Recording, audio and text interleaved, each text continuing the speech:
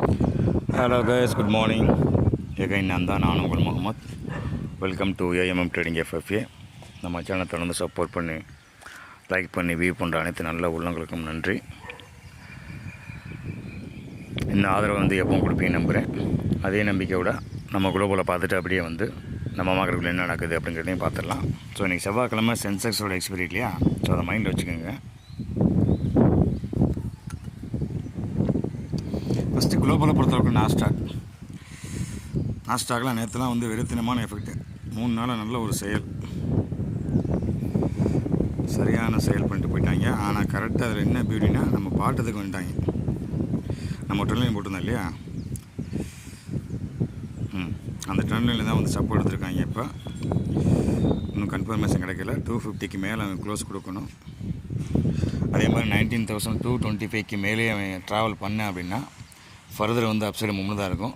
So இப்போ வரைக்கும் பார்க்கும்போது ஒரு 70% அப்சைடு மூவ்மெண்ட் தான் பாசிபிலிட்டிஸ் அதிகமாக தெரியுது. ஏன் அப்படின்னா கிட்டத்தட்ட 22,500 19,200 வரைக்கும் வந்திருக்கேன்.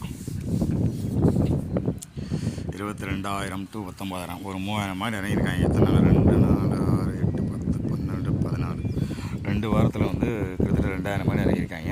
ஒரு நல்ல எஃபெக்ட்டு. பாட்டம் அவுட்டும் ஆகிட்டாங்க. ஸோ இனி பேனிக் ஆக வேண்டிய அவசியம் இருக்காதுன்னு நினைக்கிறேன்.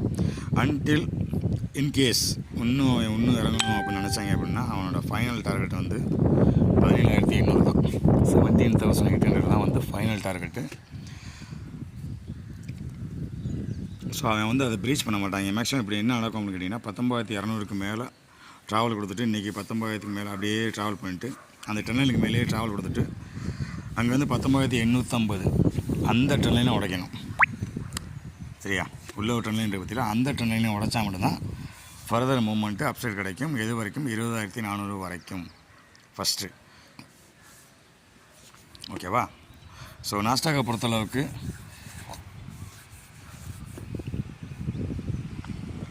நியூட்ரல் பாசிட்டிவ் பயாஸ் கொடுக்கலாம். ஒரு 70% பாசிட்டிவில் திரும்புறதுக்கு பாசிபிலிட்டிஸ் அதிகம் அப்படிங்கிறது 70% இருக்குது. ஸோ பேலன்ஸ் 30%ல் என்னென்ன நடக்கலாம் பார்க்கலாம்.